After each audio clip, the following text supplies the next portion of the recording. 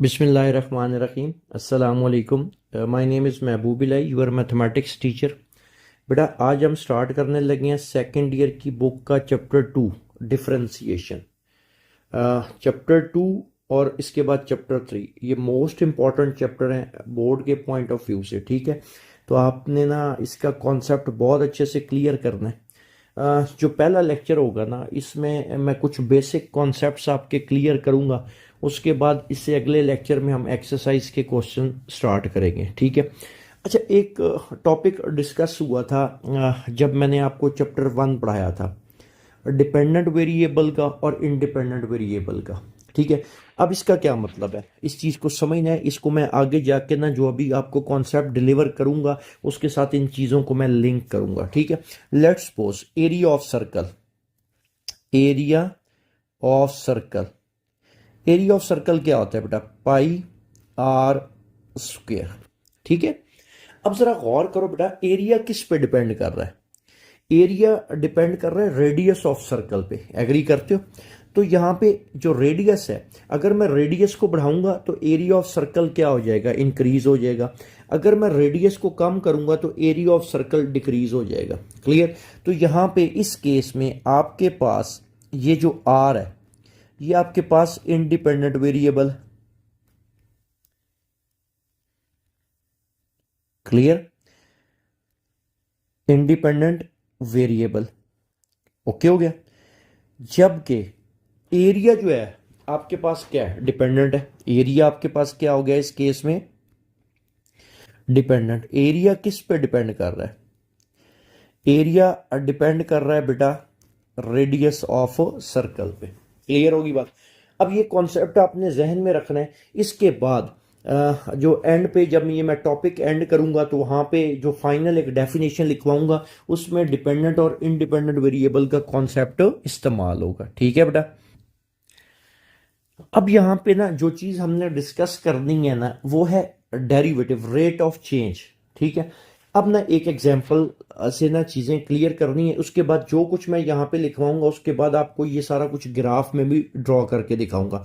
Let's suppose आपको पता है ना फंक्शन की नोटेशन क्या थी, ये तो आपको पता होनी चाहिए। फंक्शन की नोटेशन क्या थी, चैप्टर 1 में बताया था, y is equal to F of X. ये फंक्शन की नोटेशन थी। एक मैथमेटिशियन था ऑयलर, जिसको स्पेल कैसे करते हैं, EULER। इसको रीड कैसे किया जाता है, ऑयलर पढ़ा जाता है। बहरहाल ये इस मैथमेटिशियन ने ना फंक्शन की नोटेशन दी थी, y is equal to F of X. अब बात समझनी है। लेट्स सपोज मेरे पास फंक्शन है एफ ऑफ एक्स, मेरे पास है बेटा F of X is equal to, मेरे पास लेट्स सपोज के 2 है। फंक्शन मेरे पास क्या है, 2। अगर मैं इनपुट दूं 1 दूं, इसमें जरा गौर करना है, एफ ऑफ एक्स की जगह मैं 1 पुट करूं, आपके पास आउटपुट 2 ही निकलेगी। ऐसे ही है, अगर मैं आपके पास इसमें इनपुट 2 दूं तो आउटपुट क्या निकलेगी, 2 ही निकल रही है।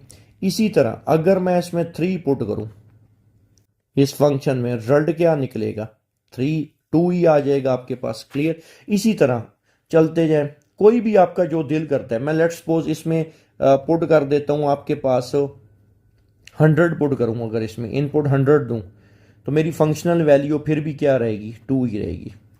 तो आपने एक चीज पे गौर किया, इस केस में जो रेट ऑफ चेंज है किसी भी कांस्टेंट फंक्शन का, जरा गौर करो, ये आपके पास क्या था, एक कांस्टेंट फंक्शन था। एग्री करते हो? तो रेट ऑफ चेंज जो है, ये बड़ी इंपॉर्टेंट बात है। Rate of change, rate of change आपके पास कांस्टेंट फंक्शन का, constant function, rate of change किसका बेटा, कांस्टेंट फंक्शन का, क्या आ रहा है आपके पास, 0 आ रहा है। इतनी बात समझ लगी? अब मैं ना फंक्शन को चेंज करता हूं। देखो इसमें ना जो रेट ऑफ चेंज है ना, आपने डिटेक्ट कर लिया कि आपके पास क्या निकल रहा है, 0 निकल रहा है। क्लियर होगी बात? अब ना मैं फंक्शन को चेंज करता हूं। ठीक है, मैं फंक्शन को चेंज कर लेता हूं। ठीक है, मैं लेट कर लेता हूं y is equal to, function change करते हैं, एफ ऑफ एक्स, ये एक और फंक्शन हम ले लेते हैं, F of X is equal to X. Clear? अब इसमें ना मुख्तलिफ इनपुट्स दे, मैं 1 पुट करता हूं, एफ ऑफ 1 और रिजल्ट आपके पास क्या आएगा, 1 आ जाएगा। एक्स की जगह 1 पुट किया। अब 2 पुट करो बेटा, एफ ऑफ 2, आंसर क्या निकल आया 2। सेम इसी तरह एफ ऑफ 3, रिजल्ट क्या निकल आएगा 3। सेम अगर मैं 100 पुट कर लूँ, लेट्स सपोज इनपुट मैं 100 देता हूँ, क्लियर, तो रिजल्ट क्या निकलेगा, आउटपुट क्या निकलेगी, 100 ही निकल आएगी। ऐसा ही है इस केस में। अगर मैं आपसे पूछूं कि रेट ऑफ चेंज इस फंक्शन का, ये जो फंक्शन है आपके पास F of X is equal to X, इसका रेट ऑफ चेंज आपके पास कितना निकल रहा है, 1 निकल रहा है। एग्री करते हो इस बात से, ठीक है। तो इस केस में बेटा rate of change, rate of change of y is equal to, या F of X is equal to X, इस फंक्शन का क्या निकल रहा है, 1 आपके पास आ रहा है। ठीक होगी बात। अब आपने एक बात पे गौर किया, अगर मैं फंक्शन को चेंज कर रहा हूं, अभी देखना मैं एक कर्व लेता हूं, ठीक है। लेट्स सपोज मैं यहां पे आपके पास बड़ा एक फंक्शन ले लेता हूं, चेंज करता हूं, F of X is equal to, F of X is equal to X cube ले लो, एक्स स्क्वेयर ले लो। ये फंक्शन मैंने ले लिया। देखो दो केस मैंने समझाए। एक केस था जब मैंने फंक्शन को कांस्टेंट लिया तो आपने फौरन डिटेक्ट कर लिया कि सर रेट ऑफ चेंज जो है ना, इस केस में आपके पास कितना आ रहा है, 0। मैंने फंक्शन लिया F of X is equal to X, आपने डिटेक्ट कर लिया कि सर रेट ऑफ चेंज जो है ना वो कितना आ रहा है आपके पास, 1 आ रहा है। अब मेरे पास एक कर्व आ गई, F of X is equal to X square, एक मेरे पास क्या आ गया बेटा, क्वाड्रेटिक फंक्शन आ गया। क्लियर। अब जरा गौर करना है, अगर मैं वैल्यू 1 पुट करता हूं, जरा गौर करना है, एफ ऑफ 1, एक्स की जगह मैं 1 पुट करूंगा, 1 का स्क्वायर 1, क्लियर। अब जरा 2 पुट करो, एफ ऑफ 2, 2 का स्क्वायर, तो ये कितना आ जाएगा बेटा, मैं डायरेक्ट लिख लेता हूँ, ये चीज़ें तो अब आपको पता ही है ना, इस पर हम टाइम नहीं ज़ाया करते। 4 आ गया। अब अगर मैं 3 पुट करूँ, एफ ऑफ 3, ऐसा ही है, तो 3 का स्क्वायर 9, 4 पुट करो, एफ ऑफ 4, ठीक है, तो 4 का स्क्वायर कितना हो गया, 16। इसी तरह अगर मैं 10 इनपुट देता हूँ, एफ ऑफ 10, तो 10 का स्क्वायर कितना आ गया, 100। अब अगर मैं कहूं कि आप मुझे बताओ कि रेट ऑफ चेंज क्या होगा, तो आप सोच में पड़ जाओगे। इसमें देखो कोई प्रॉपर चेंज नहीं आ रहा। पहले वाले में क्या था, 1 किया तो 1 आया, 2 किया 2 आ गया था, 3 किया 3 आ गया, 100 किया 100 आ गया, आपने डिटेक्ट कर लिया।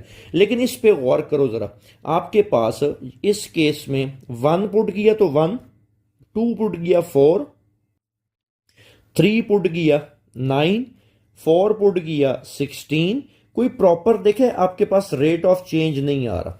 ऐसा ही है। इसी तरह अब आप सोच में पड़ गए होंगे कि सर अगर हमारे पास एक्सपोनेंशियल फंक्शन आ जाए, ट्रिग्नोमेट्रिक फंक्शन आ जाए, तो फिर हम रेट ऑफ चेंज कैसे निकालेंगे। इसका मतलब है यहां से हमें जरूरत पड़ी कि हमारे पास कोई ऐसा तरीका होना चाहिए जिससे हम किसी भी कर्व का किसी भी पॉइंट पे हम रेट ऑफ चेंज क्या कर सके, निकाल सके। क्लियर होगी बात, ये कॉन्सेप्ट समझ लगा। इसका मतलब है अब हमें जरूरत पड़ गई कि हमारे पास कोई ऐसा मेथड होना चाहिए। अब इधर देखना है, वो मेथड मैं लिखने लगा हूं, ठीक है। उसके मैं स्टेप्स लिखूंगा, फिर उसकी एक एक चीज मैं आपको समझाऊंगा, और उसके बाद मैं उसको सारा ग्राफ पे लेके जाऊंगा, और फिर एंड पे हम उसकी डेरिवेटिव की डेफिनेशन लिखेंगे। क्लियर होगी बात।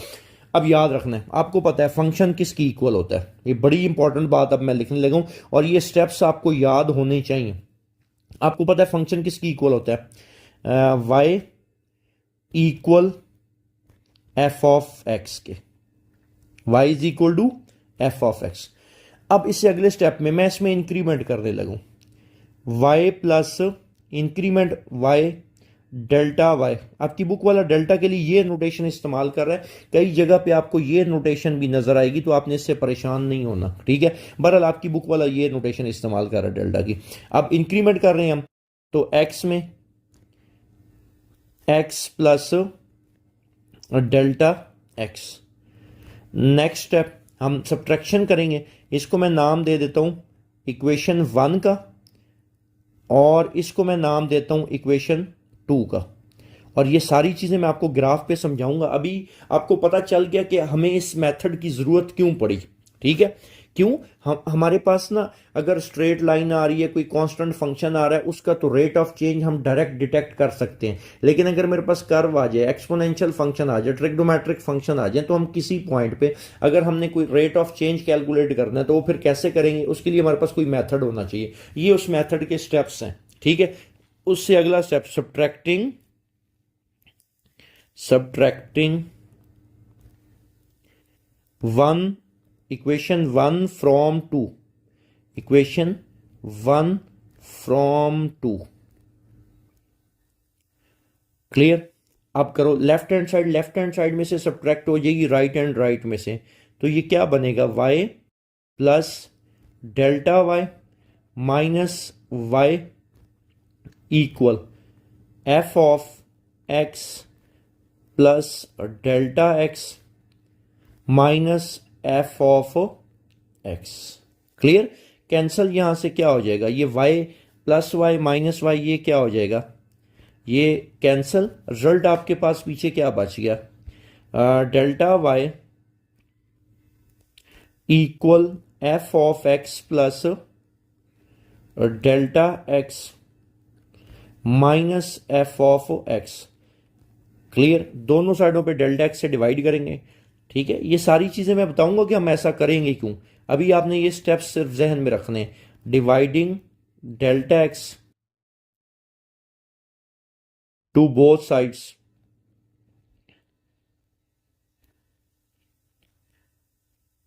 क्लियर? तो ये क्या बनेगा? Delta Y divided by delta x equal F of x plus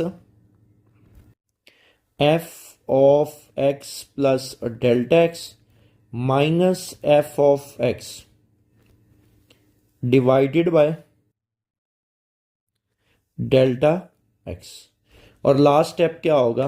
आपने लिमिट पुट करनी है। ये क्यों पुट करनी है ये भी हम ग्राफ पे अभी डिस्कशन करेंगे। Limit delta x approaches to zero, delta Y over delta x, limit delta x approaches to zero, f of x plus delta x minus F of x divided by delta x. Clear? अब ये देखें, मैं साथ में mention करने लगूं कि ये step number 1 होगा, ये स्टेप 2 होगा। उससे ये होगा कि आपको याद रहेगा। क्लियर होगी बात? उससे ये होगा कि आपको याद रहेगा कि स्टेप 1। अब याद रखना है बेटा, ये आपके पास कहलाएगा स्टेप नंबर 1, ठीक है। जो भी फंक्शन गिवन होगा उसमें आपने क्या कर लेना है? इंक्रीमेंट कर लेना है, ठीक है। स्टेप 2 आपने क्या करना होगा? सब्ट्रैक्शन। ये आपके पास क्या होगा? स्टेप 2। क्लियर? तीसरा स्टेप आपने डिवाइड करना है डेल्टा एक्स से, स्टेप 3। और आखिरी स्टेप क्या होगा? आपने क्या करना होगा बेटा? लिमिट पुट कर लेनी होगी दोनों साइडों पे।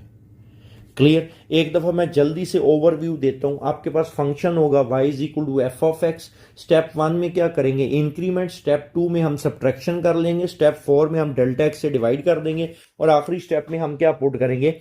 लिमिट पुट कर लेंगे। क्लियर होगी बात?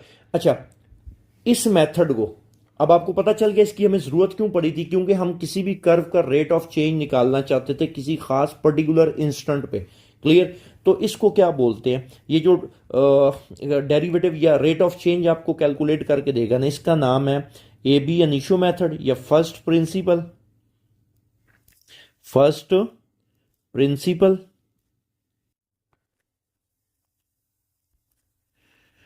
Principal method. इसके 3 नाम है। फर्स्ट प्रिंसिपल मेथड, या इसको बोलते हैं एबी अनिशो मेथड, या इसको बोला जाता है बाय डेफिनेशन। क्लियर? क्या बोला जाता है? Bye.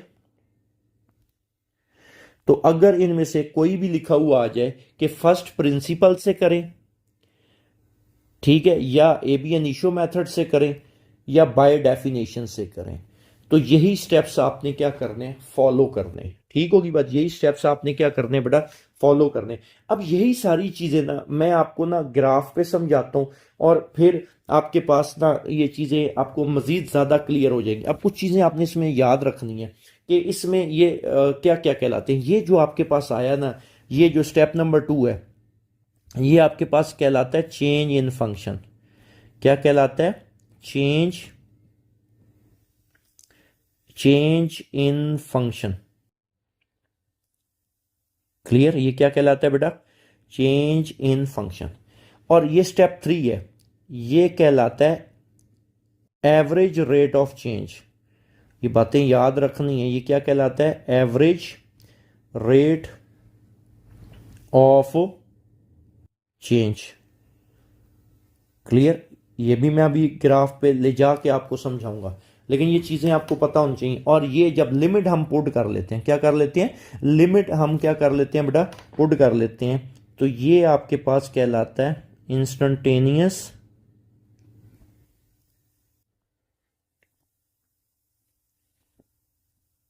Instantaneous rate of change कहलाता है। रेट ऑफ चेंज कहलाता है। क्लियर होगी बात? अब देखो, ये कॉन्सेप्ट क्लियर करना ज़रूरी है कि हम सब्ट्रैक्शन क्यों कर रहे हैं, हम डेल्टा एक्स से डिवाइड क्यों कर रहे हैं, हम limit delta x approaches to zero क्यों कर रहे हैं। देखो, ये स्टेप्स तो आप याद कर लोगे, लेकिन आपका कॉन्सेप्ट क्लियर होना बहुत ज़रूरी है कि ये सारा कुछ हम कर क्यों रहे हैं। पहली बात, ये मेथड क्यों पढ़ा, इसका आपको कॉन्सेप्ट क्लियर हो गया कि ये रेट ऑफ चेंज कैलकुलेट करके देगा। ठीक है? क्या कैलकुलेट करके देगा? आपको रेट ऑफ चेंज कैलकुलेट करके देगा। लेकिन ऐसा हमने किया क्यों है कि हमने सब्ट्रैक्शन क्यों की, हमने डेल्टा एक्स से डिवाइड क्यों किया, हमने लिमिट क्यों पुट की। अब ये सारी चीज़ें ना मैं आपको ग्राफ पे ले जाके समझाता हूँ। क्लियर होगी बात? अब बेटा इधर देखना है, एक ना मैं एक्स वाई प्लेन पहले बना लेता हूँ। ठीक है? क्या ड्रॉ करता हूँ? एक एक्स वाई प्लेन। ठीक है? ये हमारे पास ना एक छोटी सी एक्स वाई प्लेन आ गई। मैं दो ग्राफ बनाऊंगा, उससे ये होगा कि आपका कॉन्सेप्ट, पहले मैं आपको समझाऊंगा इस पे एवरेज रेट ऑफ चेंज क्या होता है। ठीक है? Average rate of change. फर्ज करो मेरे पास एक लाइन है, लेट सपोज ये है जी मेरे पास एक लाइन। क्लियर? ये मेरे पास क्या आ गई? एक लाइन आ गई। ठीक है? अब ना इधर देखना बेटा, मैं कहता हूं यार यहां पे जो वैल्यू है ना, ये जो वैल्यू है, ये वाली वैल्यू मैं कहता हूं ये x1 है, और ये वैल्यू इधर कितनी है बेटा? x2 है। क्लियर? और इसकी फंक्शनल वैल्यू, इसको मैं कह देता हूं यार ये y1 है, और इसकी फंक्शनल वैल्यू जो है ना मैं लेट कर लेता हूं y2 है। क्लियर? मैं कहता हूं आप मुझे ना स्लोप निकाल के दो। इसका क्या निकाल के दो? स्लोप, रेट ऑफ चेंज निकाल के दो। मतलब रेट ऑफ चेंज, स्लोप क्या होगा? Change in y divided by change in x. तो ये क्या बनेगा? y2 minus y1 divided by x2 minus x1। ठीक है? तो ये आपके पास कहलाएगा एवरेज रेट ऑफ चेंज कहलाएगा। ये क्या कहलाएगा? एवरेज रेट ऑफ चेंज कहलाएगा। और आपको पता है एवरेज रेट ऑफ चेंज मैं जिस इस लाइन में जिस पॉइंट पे भी निकाल लूंगा ना, ये मेरे पास सेम निकलेगा। क्लियर?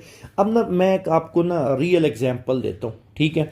अब बात समझ नहीं है कि एवरेज, क्योंकि ये बच्चे को ना वो उसको मेथड भी ये सारा आ जाता है, स्टेप्स भी ये सारे याद हो जाते हैं, लेकिन ना उसको ये नहीं क्लियर होता कि एवरेज रेट ऑफ चेंज है क्या। ठीक है? अब बात समझ नहीं है कि एवरेज रेट ऑफ चेंज है क्या। मैं आपको एक रियल लाइफ एग्जांपल देने लगूं। ठीक है?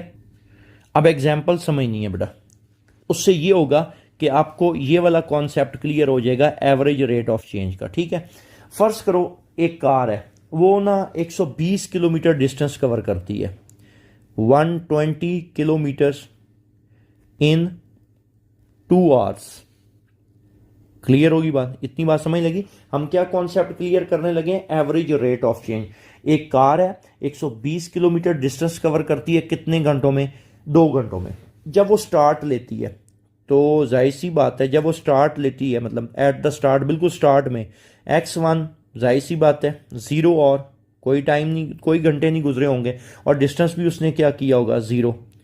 तो y1 से उसको मैं डिनोट कर लेता हूँ 0 किलोमीटर। ओके। अब ना एट द एंड जब आपके पास 2 घंटे गुजर जाते हैं उसको मैं डिनोट कर लेता हूँ 2। तो 2 घंटे हो गए, तो y2 उसने कितना डिस्टेंस कवर किया, 120 किलोमीटर। एग्री करते हो, ये एग्जांपल समझ लगी। अब हम निकालना चाहते हैं कि एवरेज रेट ऑफ चेंज है क्या, मींस कि हम निकालना चाहते हैं delta y over delta x। Clear. तो y2 माइनस y1, तो 120 माइनस 0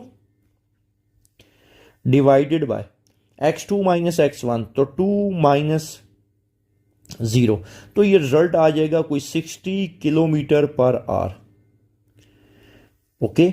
इसका मतलब है उस कार की जो एवरेज स्पीड रही है ना वो 60 किलोमीटर पर आ रही है। देखो बीच में वो ये भी हो सकता है कि 100 किलोमीटर पर आवर में भी उसने ट्रैवल किया हो, 30 किलोमीटर आर पर आवर उसने ट्रैवल किया हो, लेकिन हमने क्या निकालना था, एवरेज रेट ऑफ चेंज। तो एवरेज जो हमारे पास निकला है रेट ऑफ चेंज इस केस में 60 किलोमीटर पर आवर निकला। ये तो था जी एवरेज रेट ऑफ चेंज का कॉन्सेप्ट। लेकिन हमारा कंसर्न ये है कि अगर हमारे पास कोई कर्व हो और किसी खास इंस्टेंट पे हम क्या करना चाहते हैं, रेट ऑफ चेंज निकालना चाहते हैं, ठीक है, तो उसके लिए हमने ये मेथड पढ़ा। क्लियर। अब ना इस मेथड को भी ना मैं कहाँ पे लेके जाता हूँ, ग्राफ पे, ताकि आपको अच्छे से इसका कॉन्सेप्ट क्लियर हो। ठीक है। इसके लिए भी मैं उसी तरह एक एक्स वाई प्लेन ड्रॉ करता हूँ और ये सारी चीज़ें उस पर शिफ्ट करता हूँ। ठीक है बेटा। अब हम एक एक्स वाई प्लेन ड्रॉ कर लेते हैं। ठीक है। तो एक्स वाई प्लेन हम ड्रॉ करते हैं। अगर ये आपने कॉन्सेप्ट क्लियर कर लिया ना तो आपके पास रीज़न आ जाएगी कि ये डेरिवेटिव है क्या और हम इसको क्यों निकालते हैं। ये हमारे पास बेटा आ गया वाई एक्सिस, ये मेरे पास आ गई एक्स एक्सिस। क्लियर। अब तुम्हें वो जो फर्स्ट प्रिंसिपल मेथड के मैंने स्टेप्स लिखे हैं अब तुम्हें सारे क्लियर हो जाएंगे कि वो क्यों आए हैं। ठीक है। अब यहाँ पे एक मैं कर्व ड्रॉ करता हूँ। ठीक है। कोई भी कर्व हम ले लेते हैं, ये फर्स्ट करो यहाँ से, कोई भी, सिर्फ समझने के लिए। ये हमारे पास एक ना प्रॉपर ज़रा मैं ड्रॉ करता हूँ अच्छी सी, ये मेरे पास एक कोई भी कर्व आ गई। क्लियर होगी बात। देखो पहले हमारे पास एक लाइन थी या कोई कांस्टेंट फंक्शन हो तो उसमें रेट ऑफ चेंज निकालना कोई इशू नहीं है। ठीक है। अब मैं लेट करता हूँ यार, यहाँ पे जो है ना ये जो वैल्यू है ना इसको मैं कह देता हूँ इधर से इधर तक का डिस्टेंस, ये वाला जो डिस्टेंस है ना इधर से लेके इधर तक, इस डिस्टेंस को मैं कह देता हूँ एक्स। ओके। अब इधर जाहिर सी बात है ये एक पॉइंट है, इसकी कोई ना कोई वैल्यू होगी, और ये जो हमने कर्व लिया है ना ये क्या है, let's suppose y is equal to ये एफ ऑफ एक्स कोई भी फंक्शन है। ओके। अच्छा इसका एक और मैं पॉइंट यहाँ पे ले लेता हूँ। क्लियर। यहाँ पे कर लेते हैं, क्या ख्याल है, ये मेरे पास आ गया। क्लियर। अब इधर से लेके ना यहाँ से लेके यहाँ तक जो डिस्टेंस है इसको मैं कह देता हूँ यार ये डेल्टा एक्स है। कितना है जी, डेल्टा एक्स है। क्लियर। अब मुझे आपको पता है यहाँ से यहाँ तक एक्स है तो इसके कोऑर्डिनेट्स क्या बनेंगे, यहाँ पे एक्स और वाई की वैल्यू क्या होगी, इस पॉइंट पे एक एक्स कॉमा वाई, और वाई किसकी इक्वल होता है, एफ ऑफ एक्स के, एक्स की जगह एक्स पुट करेंगे तो ये क्या आ जाएगा, एफ ऑफ एक्स। ये तो हमारे पास आ गया। अब मसला रह गया इसका। अब देखो ये इधर से इधर तक एक्स प्लस डेल्टा एक्स है, ये क्या आ जाएगा, एक्स प्लस डेल्टा एक्स हो जाएगा, एक्स की वैल्यू। और वाई आपको पता है क्या है, इसमें मैं एक्स वाली ये वैल्यू पुट करूंगा एक्स प्लस डेल्टा एक्स, तो ये क्या बन जाएगा, F of x plus delta x. ये मेरे पास ये वाला पॉइंट आ जाएगा, ये वाला। क्लियर। अब एक काम करता हूं मैं यहां से नेक्स्ट सीकेंट लाइन ड्रॉ करने लगूं। क्या ड्रॉ करने लगूं, सीकेंट लाइन। सीकेंट लाइन किसको कहते हैं, जो आपकी कर्व को दो जगह पे क्या करे, इंटरसेक्ट करे। क्लियर। दो जगह पे क्या करे, इंटरसेक्ट करे। ये मैं आपके पास ये एक सीकेंट लाइन आ गई। क्या आ गई बेटा, ये एक सीकेंट लाइन, इसको मैं लिख भी देता हूं ताकि आप, और सीकेंट लाइन किसको कहते हैं, जो आपकी कर्व को दो जगह पे इंटरसेक्ट करे, ये एक सीकेंट लाइन आ गई। ठीक है। अब अगर मुझे रेट ऑफ चेंज निकालना है, बात समझ नहीं है, क्या निकालना है बेटा, रेट ऑफ चेंज निकालना है। ठीक है, तो अभी तो आपको पढ़ा के हटाऊं, रेट ऑफ चेंज क्या होता है, delta Y over delta x. अब जरा गौर करो, delta Y over delta x, y two minus Y one divided by x two minus x one. Agree करते हो? अब इस केस में ये हमारे पास क्या हो जाएगा, ये एक्स वन, ये हमारे पास वाई वन, ये हमारे पास एक्स टू, और ये हमारे पास क्या आ जाएगा, वाई टू। क्लियर होगी बात यहां तक? अब इसमें वैल्यूज पुट करते हैं, delta Y over delta x जो हमारे पास आया, delta Y over delta x, मतलब जो रेट ऑफ चेंज हम निकालना चाह रहे हैं, ठीक है। तो इसको मैं, बल्कि क्योंकि जाहिर सी बात उधर डेल्टा हमने दूसरा इस्तेमाल किया, तो इसको मैं यूं लिख लेता हूँ, delta Y over delta x. ये हमारे पास क्या आया, रेट ऑफ चेंज का यही फार्मूला था, रेट ऑफ चेंज। थोड़ी सी जगह बचा लेते हैं ना, ये इसने ज़्यादा थोड़ी जगह घेर ली है, बिल्कुल कोने में आ गया, इसको मैं आगे लिख लेता हूँ। क्लियर? हम क्या करना चाह रहे हैं, रेट ऑफ चेंज निकालना चाह रहे हैं, ठीक है। तो क्या बनेगा, delta Y over delta x which is equal to क्या होता है, y two minus Y one x two minus x one. अच्छा जी, अब वैल्यूज इसमें पुट करते हैं। क्लियर? अब बेटा इधर देखना है, delta Y over delta x equal to Y two की वैल्यू कितनी है, F of x plus delta x, F of x plus delta x, minus Y one की F of X. Clear? Divided by x two minus x one, x two की value कितनी है बेटा, X plus delta x, minus x one की कितनी है, x. Cancel क्या हो जाएगा, यहां से क्या कैंसिल हो रहा है, ये एक्स, ये इस एक्स से कैंसिल, पीछे क्या बच रहा है, delta Y over delta x, F of x plus delta x minus F of x divided by delta x. ये हमारे पास क्या निकल आया, एवरेज रेट ऑफ चेंज, या जिसको आप स्लोप ऑफ सीकेंड लाइन भी कह सकते हो। ये जो सीकेंड लाइन मैंने ड्रॉ की है, ये उसका क्या निकल आया, स्लोप। अब मैं एक काम मैं करने लगा हूं, ये जो पॉइंट है ना, ये वाला, चलो हम मेंशन कर देता हूं, मैं इस पॉइंट को नाम देता हूं पी का, ताकि आपको याद रहे। इसको मैं नाम देता हूं पी का, और इस पॉइंट को मैं नाम देता हूं क्यू का।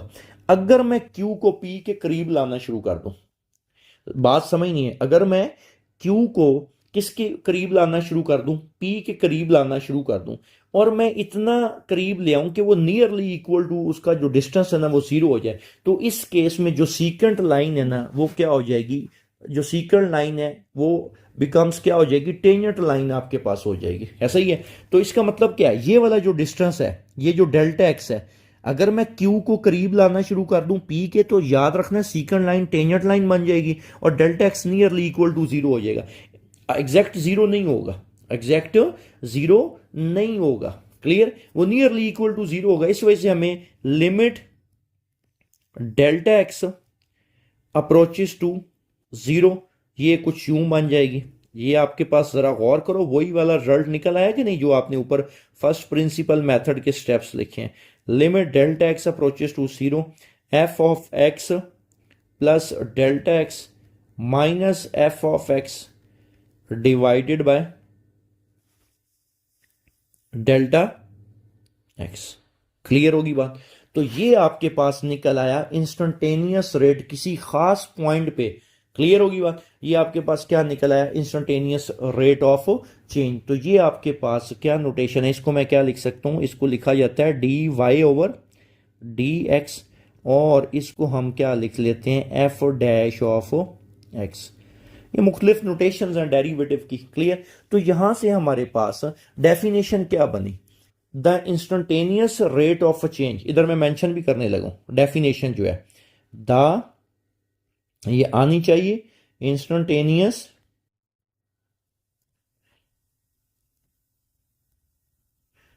The instantaneous rate of change, rate of change, the instantaneous rate of change of a dependent variable, देखो y कौन सा वेरिएबल है, डिपेंडेंट है, dependent variable, the instantaneous rate of change of a dependent variable with respect to independent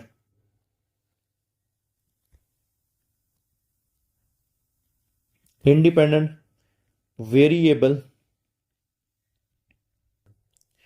is called derivative. Clear? Is called derivative. याद रहेगी बात, जो instantaneous, इस जुमले को याद रखना। इसके बाद एक मैं रियल लाइफ एग्जांपल भी आपको दूंगा ताकि आपको instantaneous rate of change clear हो। जैसे एवरेज रेट ऑफ चेंज की एक मैंने आपको एग्जांपल दी, वो कार वाली, ठीक है। तो डेरिवेटिव की डेफिनेशन क्या है? The instantaneous rate of change of dependent variable with respect to independent variable. ये दो चीजें भी साथ अंडरलाइन में करने लगा, डिपेंडेंट वेरिएबल और with respect to independent variable is called derivative, ठीक है। और the process of finding derivative, the process of finding derivative, the process of finding, the process of finding derivative, the process of finding derivative is called differentiation, जो आपके chapter का नाम है। The process of finding derivative is called differentiation.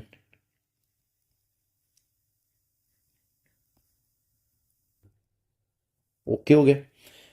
तो इसको क्या कहते हैं बेटा, जो प्रोसेस होगा डेरिवेटिव को फाइंड करने का, वो क्या कहलाएगा? डिफरेंशिएशन। एक रियल लाइफ एग्जांपल सुन के उसके बाद मैं कुछ एग्जांपल्स की तरफ चलूंगा। जैसे एवरेज रेट ऑफ चेंज आपको मैंने समझाया, इंस्टेंटेनियस रेट ऑफ चेंज का क्या मतलब है, ठीक है। फर्ज करो आप गाड़ी पे जा रहे हो, मैं कहता हूं यार 10:05 पे और 30 सेकंड हुए, उस वक्त गाड़ी की स्पीड कितनी होगी? तो वो क्या कहलाएगा? इंस्टेंटेनियस रेट ऑफ चेंज कहलाएगा। एक सिंपल सी रियल लाइफ एग्जांपल मैंने दे दी है। जबकि पहले वाले में एवरेज रेट ऑफ चेंज में क्या करते थे, दो इंटरवल के दरमियान आप एवरेज निकाल लेते थे। लेकिन इंस्टेंटेनियस में क्या होता है, किसी खास पर्टिकुलर इंस्टेंट पे जो आप निकालते हो रेट ऑफ चेंज, वो आपके पास क्या कहलाता है? डेरिवेटिव कहलाता है। क्लियर होगी बात? यहां तक कोई कंफ्यूजन? दोबारा अब 2.1 2.2 में जो स्टेप्स हैं, ये जो स्टेप्स मैंने आपको बताया ये सारे इस्तेमाल होंगे। एक दफ़ा फिर मैं ओवरव्यू दे देता हूँ, फिर दो एग्जांपल्स करवाऊंगा और उसके बाद अगले लेक्चर में हम इंशाल्लाह 2.1 और 2.2 उसमें उसके क्वेश्चंस करेंगे, ठीक है। पहला स्टेप क्या था? जो भी फंक्शन गिवन होगा उसमें हम इंक्रीमेंट करेंगे। ओके हो गया? उसके बाद अगला स्टेप सब्ट्रैक्शन, उससे अगला स्टेप डेल्टा एक्स से डिवाइड, और आखिरी स्टेप लिमिट आपने पुट कर लेनी है। क्लियर होगी बात? और ये सारा कुछ क्यों करते हैं, ये सारी डिटेल मैंने आपको ग्राफ से समझा दी है, ठीक है। अब हम एक काम करना चाहते हैं, एक एग्जांपल, ये बड़ी इंपॉर्टेंट है और पूरे चैप्टर में इसका इस्तेमाल है, ठीक है। और बड़ी दफ़ा पेपर में ये आई भी है, इसको ज़रा तवज्जो से समझना है। अच्छा जी, एग्जाम्पल, फर्ज करो मेरे पास एक कांस्टेंट फंक्शन गिवन है, ठीक है, y इज इक्वल टू सी। अब c की जगह पे कोई भी कांस्टेंट आ सकता है, 5 6 7, तो मैं इधर मेंशन भी कर देता हूं c इज एनी कांस्टेंट। अब देखना वही स्टेप्स मैं इस पे क्या करूंगा, अप्लाई करूंगा। तो इधर c की जगह कोई भी कांस्टेंट आ जाए, 5 6 7 8 9 10, कोई भी वैल्यू आ जाए, तो उस पर आपने क्या करना है, यही कुछ अप्लाई करना है जो आपको अभी मैं सिखाऊंगा। स्टेप्स मैं आपको बता चुका हूँ।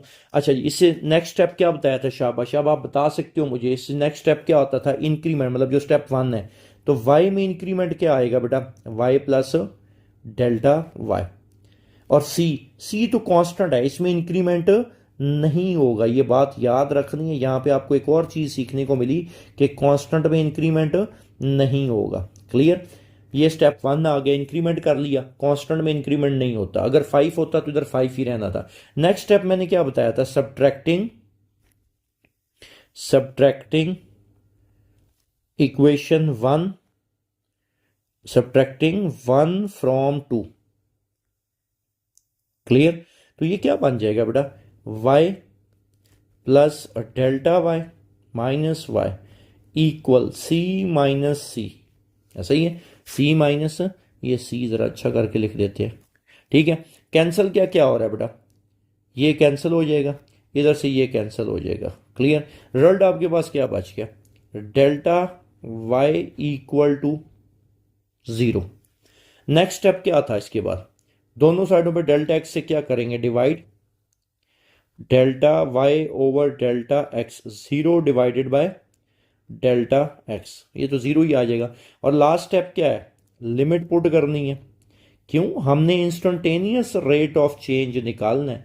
तो delta Y over delta x, इधर देखो 0 डिवाइड बाय डेल्टा एक्स, मैं इस पर लिमिट पुट कर भी दूं तो डेल्टा एक्स तो है ही नहीं, लिमिट पुट नहीं होगी। और ये लिमिट वाली चीज़ें, सारे कॉन्सेप्ट्स मैं आपको चैप्टर 1 में डिलीवर कर चुका हूँ, ठीक है। और आपको पता है ये रिजल्ट क्या शो करेगा, ये किसकी इक्वल होता है, d y over d x.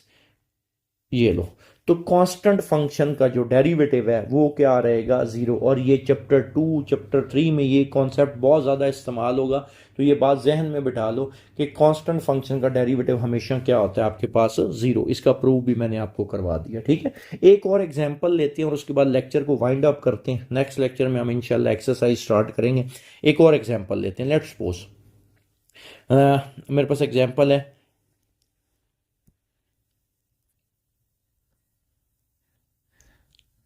एक फंक्शन है y is equal to x, okay.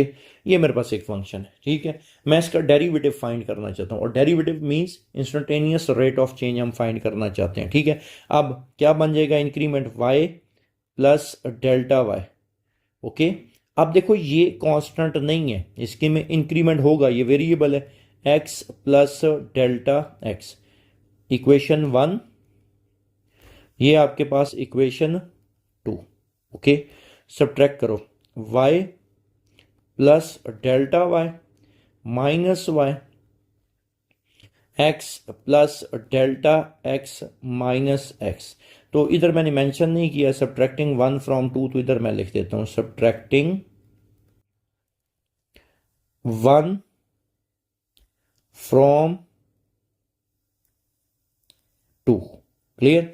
तो कैंसल क्या क्या हो रहा है यहाँ पे बेटा, ये y कैंसल, इधर से ये x कैंसल, क्लियर। अब ये क्या बच गया, delta y equal delta x, okay.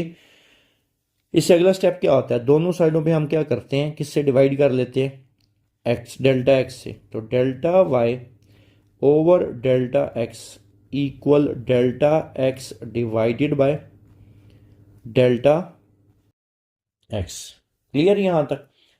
अब ना इससे नेक्स्ट स्टेप क्या होता था जी, मैं इसी पेज पे, मैं अगले पेज पे नहीं जाता, इधर ही मैं लाइन लगा के इसको सेपरेट कर लेता हूँ, ठीक है। तो ये लो, ये मैं ना एक अच्छा सा कलर सेलेक्ट करके ना ये लाइन लगा लेता हूँ, ठीक है। इससे अगला स्टेप क्या होता था, आप लिमिट पुट करते थे, तो limit delta x approaches to 0 और delta Y over delta x equal limit delta x approaches to 0 और delta x over delta x result क्या आ गया 1, और ये किसकी इक्वल होता है, d y over d x is equal to 1। ये लो, एक और प्रूव आपको करवा दिया। अब आपने दो बातें याद रखनी, एक तो ये आपको स्टेप्स याद होनी चाहिए, फर्स्ट प्रिंसिपल मेथड या बाय डेफिनेशन या ए बी इनिशियो मेथड, ठीक है। ये आपको क्या होने चाहिए, याद होने चाहिए, क्लियर होगी बात। अच्छा, उसके बाद आपको क्या याद होना चाहिए, कांस्टेंट का डेरिवेटिव क्या होता है, 0, ये मैं आपको प्रूव करवा चुका हूँ। उसके बाद आइंदा अगर मैं पूछूं x का derivative with respect to x क्या होगा, तो आपने क्या कहना है, 1। एक और बात, आपका आपकी बुक में ये मेंशन भी है, तो आपने एमसीक्यूज के लिए याद रखना है। आपकी बुक का जहाँ पे पेज नंबर मतलब जहाँ पे चैप्टर स्टार्ट हो रहा है उससे वेरी नेक्स्ट पेज पे ना आपके पास ना मुख्तलिफ नोटेशंस हैं, मुख्तलिफ मैथमेटिशियंस थे जिन्होंने मुख्तलिफ नोटेशंस डेरिवेटिव की इस्तेमाल की थी, तो ये आपको याद होनी चाहिए। लेबनीज था, लेग्रांज था, न्यूटन था, तो ये मुख्तलिफ मैथमेटिशियंस थे जो मुख्तलिफ नोटेशंस डेरिवेटिव की इस्तेमाल करते थे। तो वो उस पेज को आपने एक दफ़ा देख लेना है, वो एमसीक्यूज में आता है, ठीक है बेटा। इंशाल्लाह अगले लेक्चर में हम एक्सरसाइज करेंगे, इसके क्वेश्चन सॉल्व करेंगे और मैं पूरी कोशिश करूंगा कि वो सारे के सारे क्वेश्चंस मैं आपको सॉल्व कराऊं। मोस्ट इंपॉर्टेंट चैप्टर है चैप्टर 2। अगर आपको चैप्टर 2 आएगा तो आप चैप्टर 3 करने के काबिल होगे। ठीक है बेटा, तो कोशिश करनी है तरतीब से। अगर आप चाहते हो कि आपका डेरिवेटिव बहुत अच्छे से क्लियर हो आपको, तो तरतीब से सारे लेक्चर्स आपने सुनने हैं। ठीक है, एक चीज़ और, अभी तक अगर आपने चैनल को सब्सक्राइब नहीं किया तो पहली फुर्सत में बेटा इसको सब्सक्राइब करें। ठीक है, अपने दोस्तों में, क्लास फेलोज में इसको शेयर करें। जज़ाकल्लाह। इंशाल्लाह अगले लेक्चर में मुलाकात होगी। Thank you so much.